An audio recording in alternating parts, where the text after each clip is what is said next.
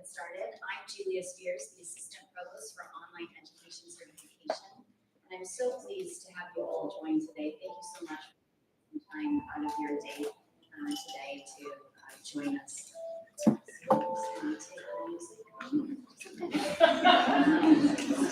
This is the second annual Zemba Online Excellence in Teaching Award. And we are just thrilled that we are celebrating the work of the faculty here on this campus and in this room. This celebration honors the creativity, care, and innovation that defines Marshall University's online learning community. This is Stephen and Sue Zemba. They weren't able to join us today. They live up in Pittsburgh, but they are deep fans of Marshall University and particularly the online education space. I just want to express our gratitude. They're watching online. We're streaming it live. Hello. Thank you so much, Stephen and Sue.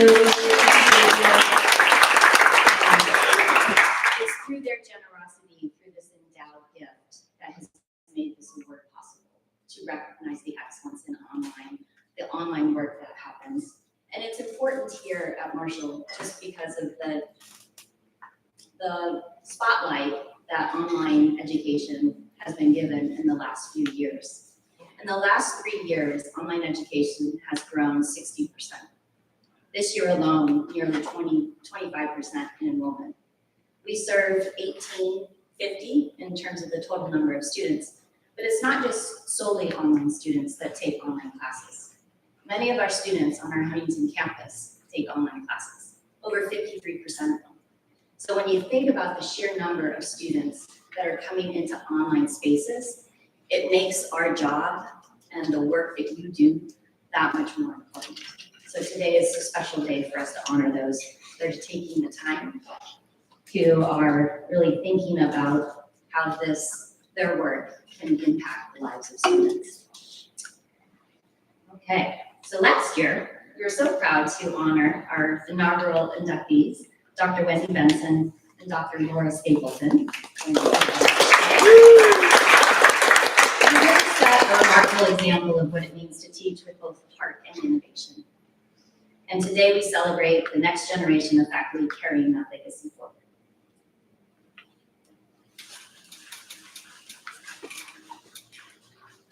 Hello, I'm Diana Hallis, Director of the Design Center. This year, we were so happy to see nominations roll in. We had 25 nominations, totaling 16 instructors, and we definitely wanted to highlight those today. If you will hold applause to the end. Each of these submissions reflected a deep commitment to students and to the craft of online teaching. Your work inspires us all and demonstrates the power of human connection in digital learning spaces. Dr. Lene Jennings-Knotts, Professor Shaquille Harris, Dr. Melissa Atkins, Professor Bill Gardner, Dr. Manisha Gupta, Dr. Kathy Reese, Dr. Yvonne Swartz, Dr. Carol Smith, Dr. Monica Delamay, Dr. Mark Ellison, Dr. Fiona Smith, Dr. Jill Meyer, Professor Stephanie Schaefer, Dr. Damian Arthur, Dr. Melanie Vickers, and Dr. Kimberly Paul.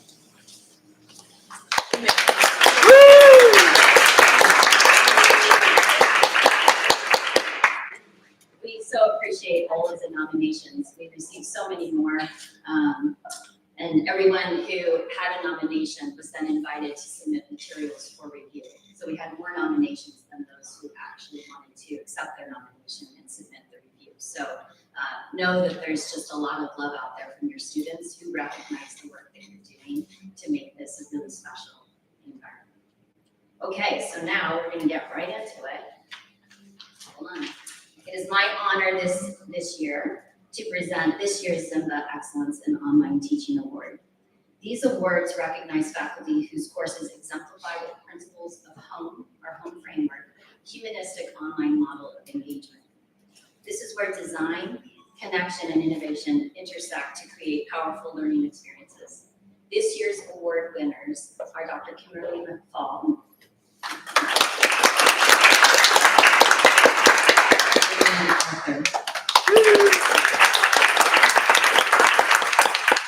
We brought them into our studio to just learn a little bit more about what made their classes special. So you hear a little bit from them. learning objectives that stayed the same, but a completely fresh approach. I kept it open so the students could see what it's like kind of under the hood of that car and what it looks like to try something new and innovative while still being true to the end game, which was learning. And so what I want students to understand is that they belong in this space. We have great imposter syndrome going on right now. I deal with it.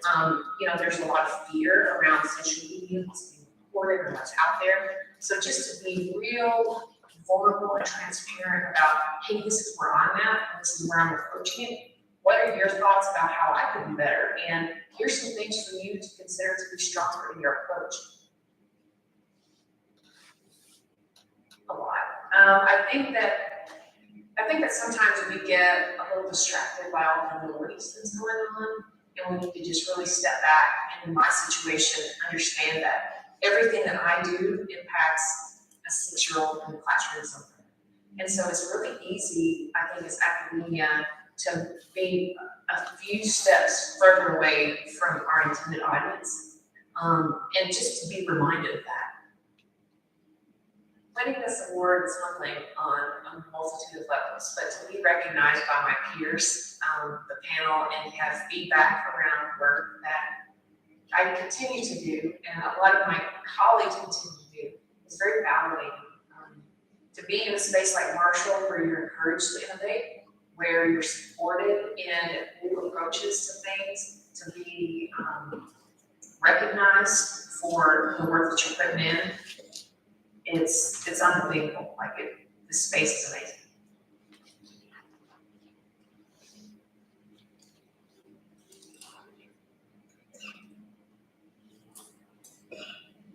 I'm going to say, well, they're using it poorly. Why don't I try and teach them how to use it really well, and we'll see what we come up with.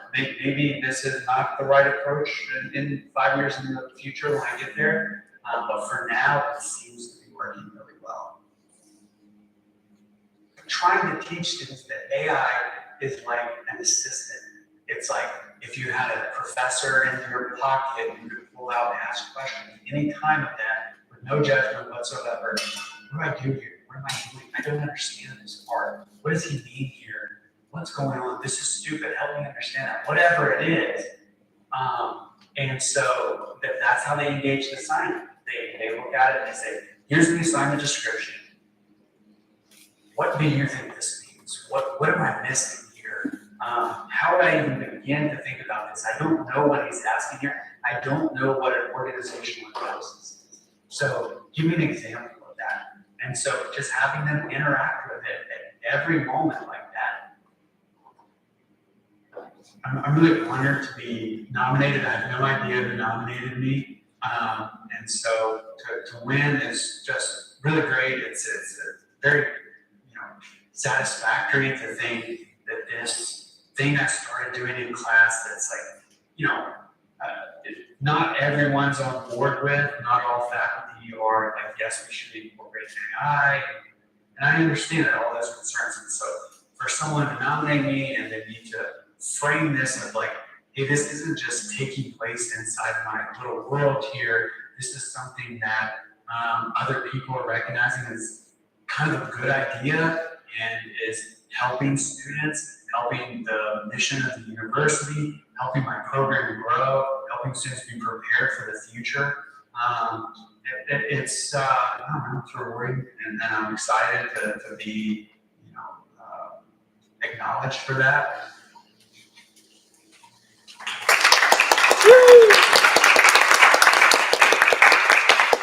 Yeah, so inspiring.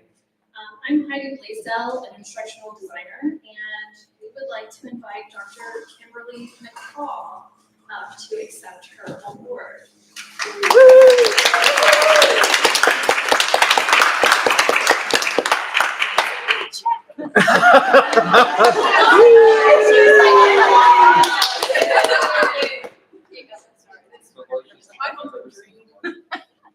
Our first award recognizes excellence in learner engagement. Faculty who create spaces where students feel connected, supported, and inspired to learn together. This year's recipient, Dr. Kimberly McFall, demonstrates this beautifully. In her curriculum and instruction classes, Dr. McFall models transparency by allowing her students to see the visible transformation of past years.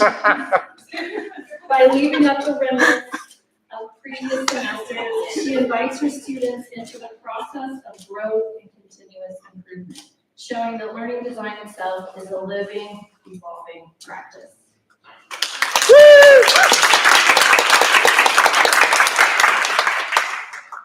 Now we'd like to invite Dr. Damian Arthur to accept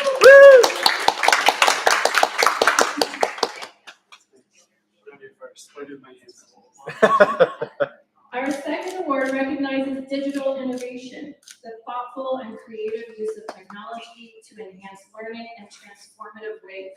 This year's award goes to Dr. Damian Arthur, who is leading his students to work with AI in iterative, reflective ways.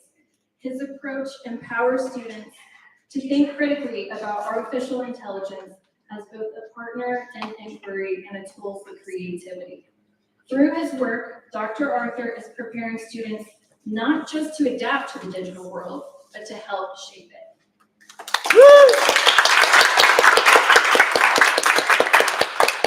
And now I'm going to invite up Mary Welch, instructional designer, to moderate our fireside chat. You didn't tell us. You have to talk loud. Okay. I'll project. Don't worry, you know the answers. So I'll start. Okay. So one of the things that struck us, struck the whole committee, was this emphasis on transparency and continuous improvement in your courses. How did you apply that approach, and how your students? So the course that I submitted was EBF 616, and it's a core. It was a core for us. And so there were many iterations because we have amazing adjuncts that have taught it throughout. So when I was able to get this course, and I've been doing a lot of work with AI, and thought, you know what, let's just do it. And so I decided to leave the old course active for my students so they could see what the process was to keep the learning objectives and our assessments that are needed for our program intact while still refreshing the curriculum.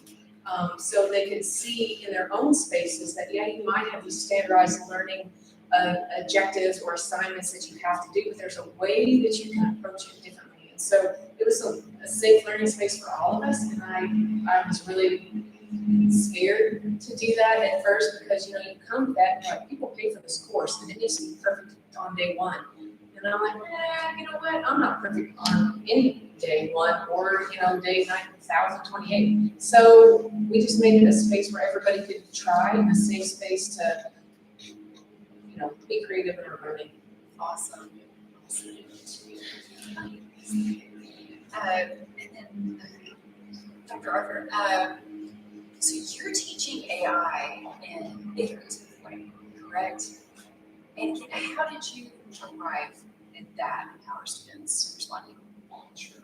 I don't know, I can be pretty loud, I guess. I use my dad voice. So in a previous class, I had basically taken the approach that I'm going to let students use AI. So we have the three options in our syllabi. We can say no AI, a little bit, or go for it.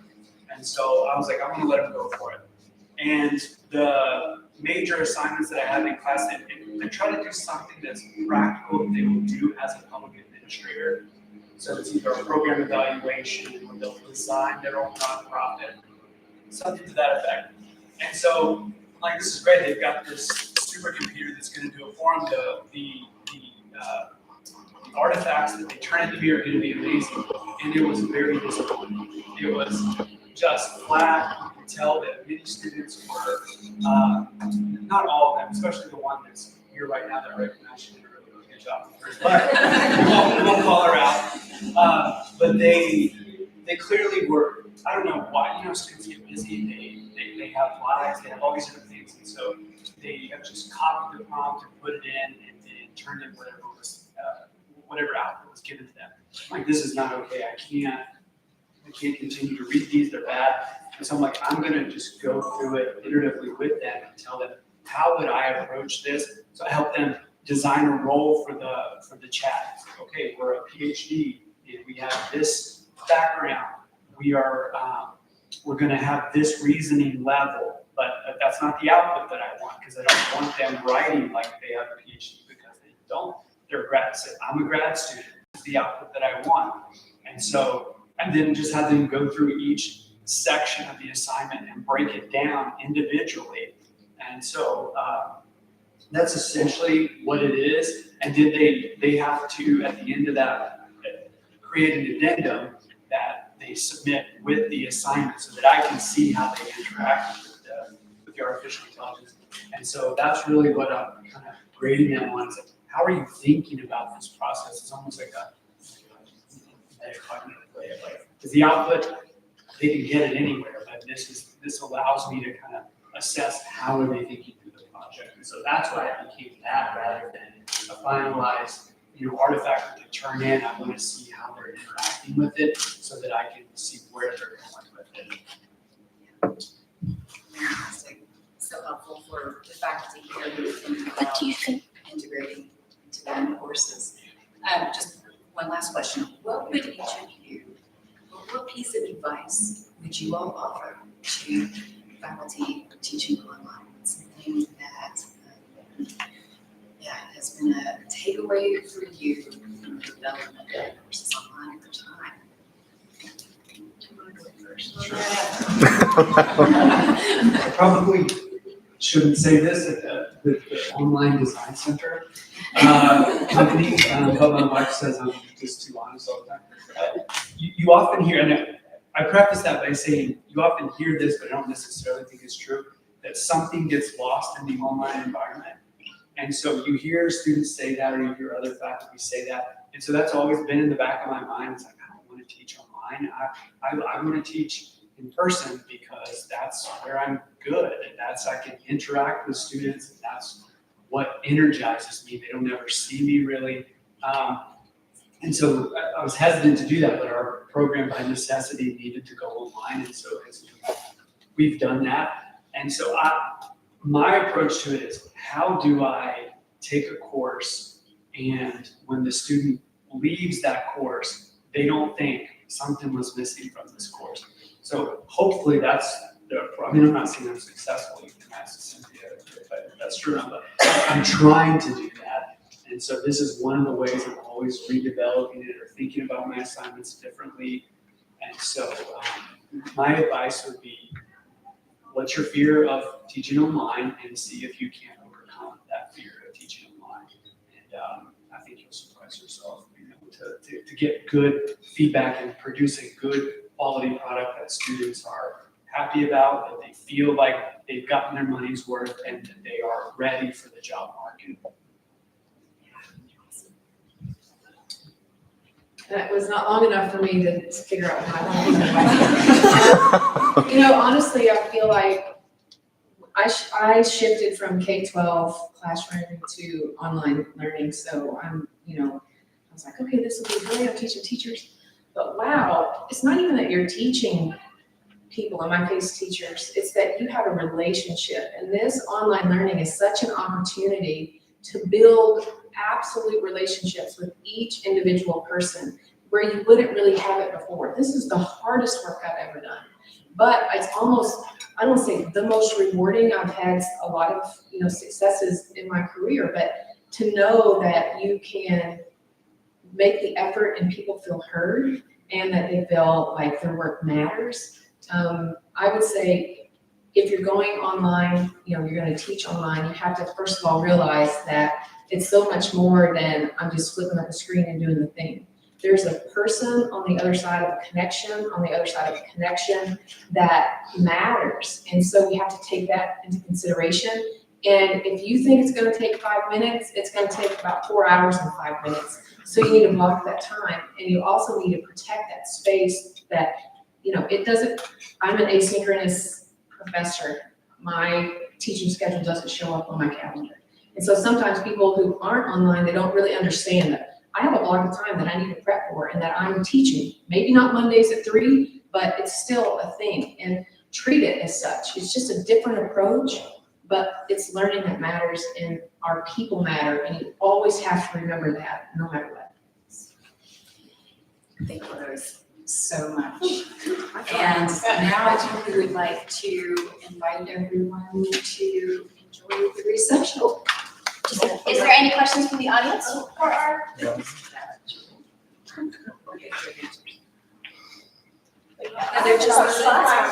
sure. What would be your recommendation for leaders to support faculty and staff as they're making the transition or as they try to live in that online world? What would you want from the leaders of your colleges? So, I feel like what you need from a leader is to, first of all, for the leader to be very clear about what the end goal is. But secondly, to give space and the transparency needed for everybody to understand that we don't all do the same thing the same way. And so I think when you have these very cool opportunities to celebrate the different ways that we teach, more people are gonna really understand that. So what I need from my leader, if she were to ask me this question, is the space to create, to work building communities, even though it's very siloed in what we do, but to celebrate what's going on. It's a really great question. I've thought a lot about it because I direct the Master of Public Administration program, and it's fully online.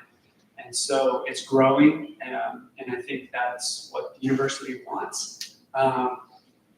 And so I would simply say it's not simple to just put a class online. It's a substantial amount of work. I mean, don't get me wrong, you can put a class online and it will be really bad.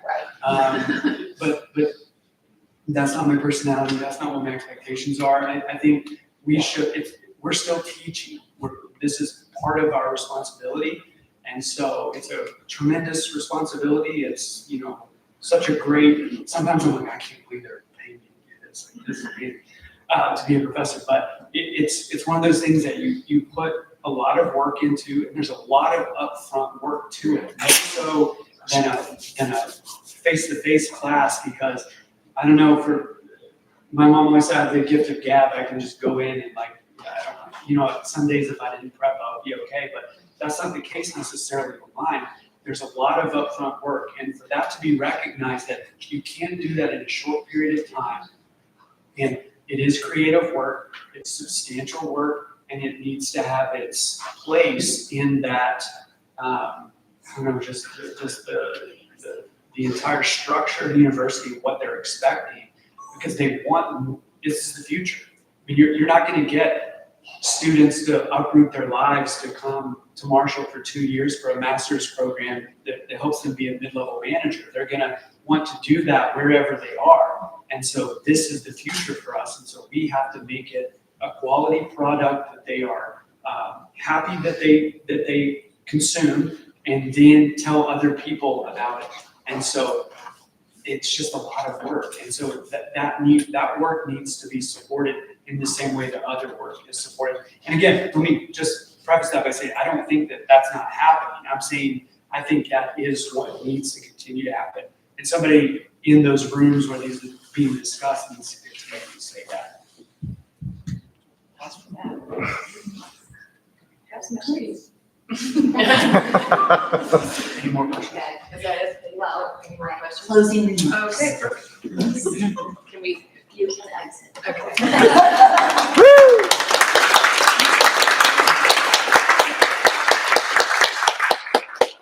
Well, I really appreciate Dr. Arthur and Dr. McFall.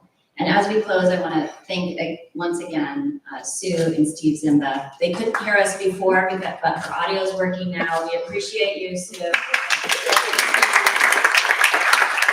for your continued generosity and support for this award. The university needs more acknowledgement of the hard work and the dedication of the faculty that are making real innovations in this space. To all of our nominees, Thank you so much for the incredible work you're doing every day to make online learning a meaningful and deeply human experience. We appreciate you, and I know many of you are in the room. Please join me now for the reception in the atrium on the other side. It was sponsored by Blackboard, who is, as you know, is our LMS, and they are a sincere partner for us as we're always looking to innovate in the digital space. And I want to just close by thanking the Marshall Online team. Daily work to ensure that you all are doing the type of teaching that we want to see out in the world. So none of this could have happened without the entire online team. So could all of the members of the online Marshall Online team stand up and just, if you would, help me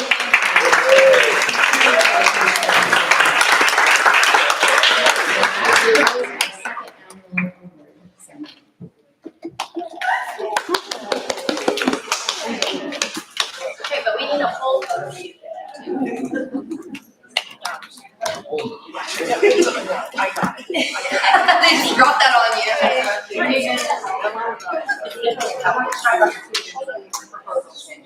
I'm waiting.